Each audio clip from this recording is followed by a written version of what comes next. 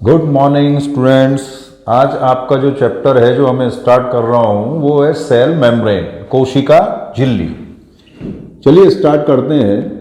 तो कोशिका झिल्ली या जिसे बोलते हैं हम सेल मेम्ब्रेन,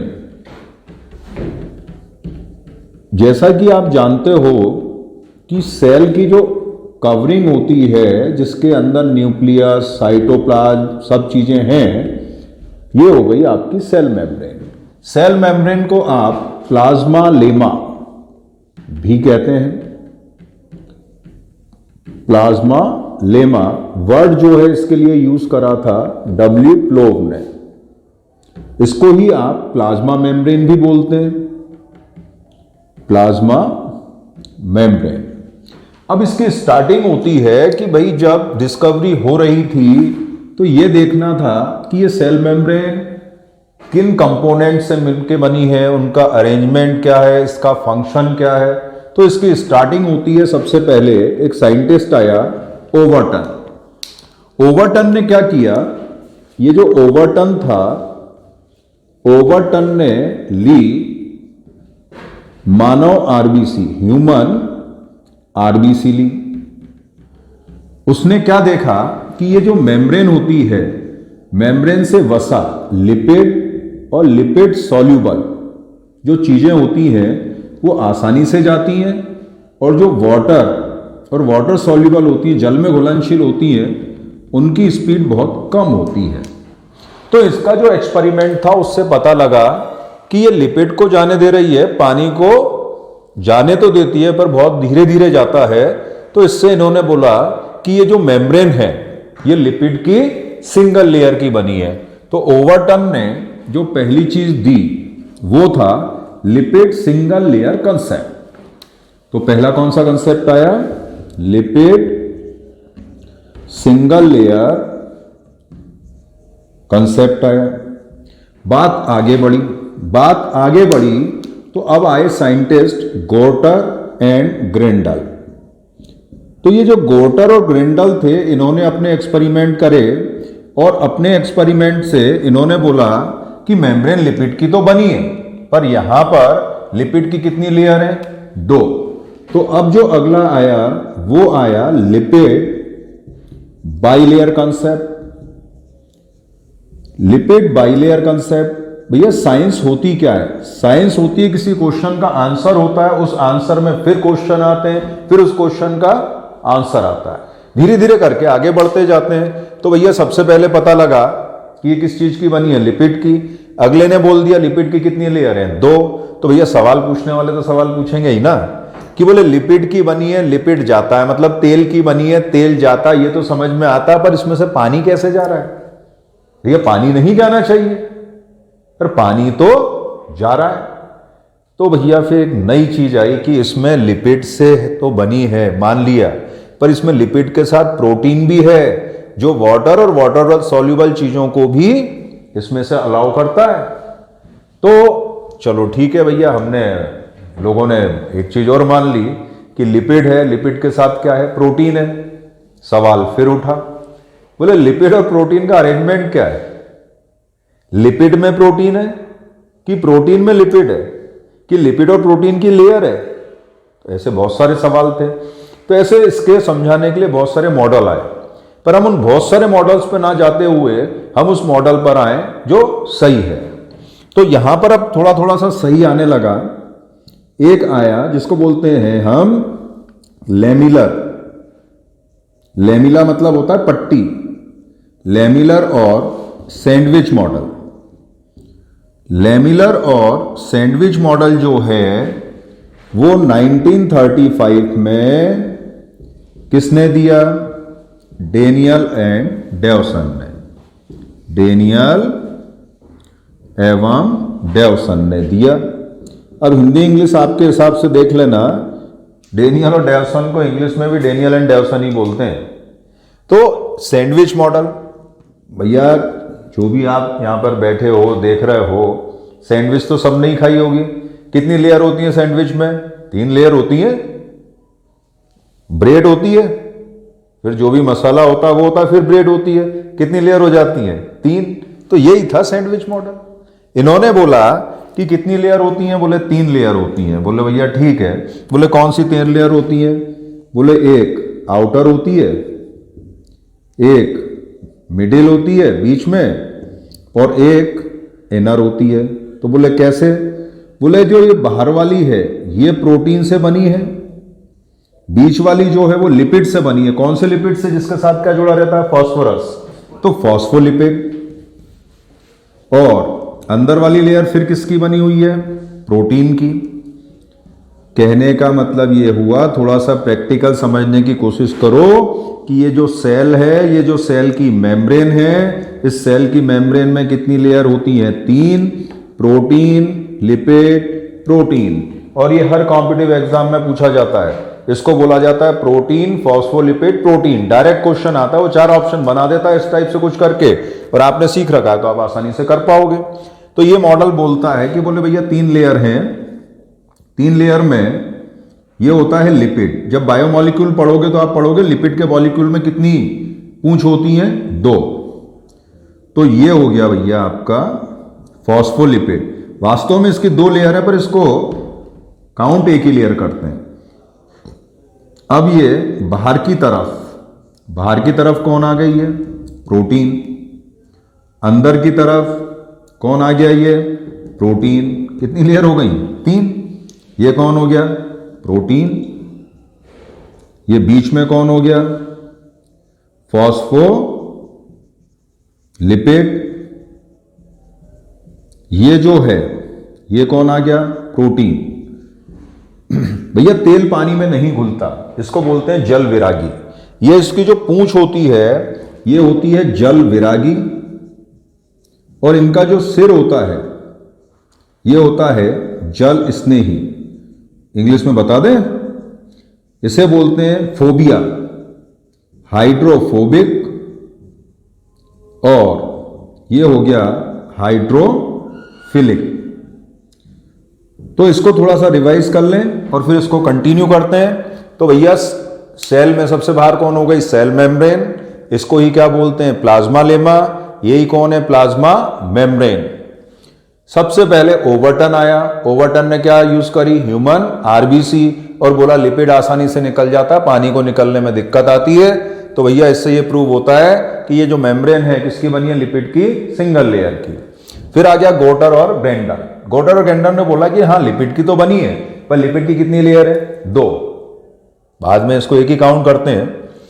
फिर आया लेमिलर और सैंडविच मॉडल 1935 में। किसने दिया? ये डेनियल एवं डेवसन ने।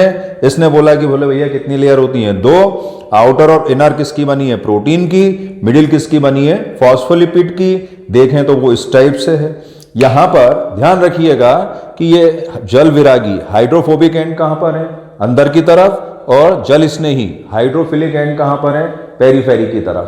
अब इस मॉडल के ही थोड़े से मॉडिफिकेशन आए हैं जिनको हम डिस्कस करते हैं। ये हो गया, तीनों हो गए। देख लीजिएगा आप, इसको किसी भी बुक में पढ़ेंगे आप तो बड़ी आसानी से समझ में आएगा।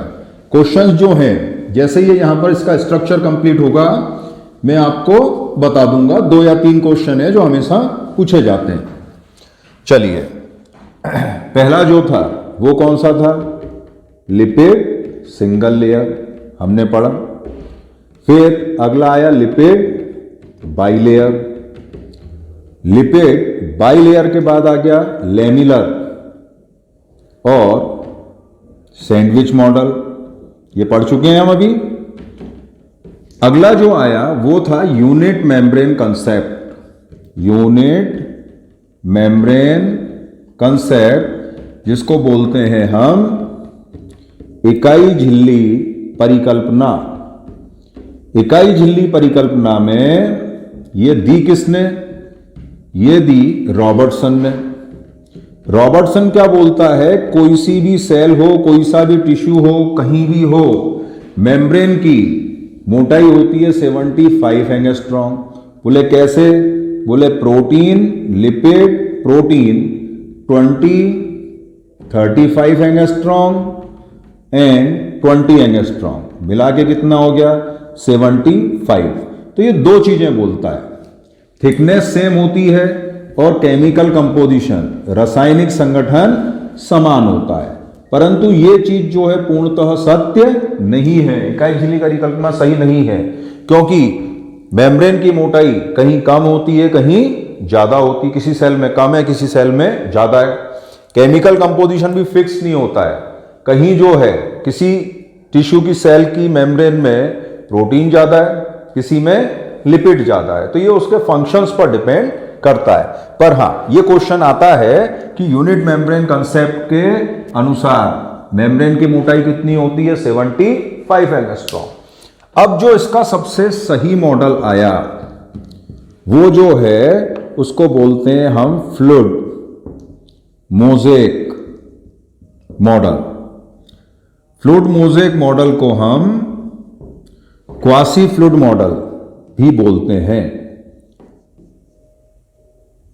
क्वासी फ्लूइड मॉडल बोले हिंदी में इसको बोला जाता है तरल आभासी मॉडल।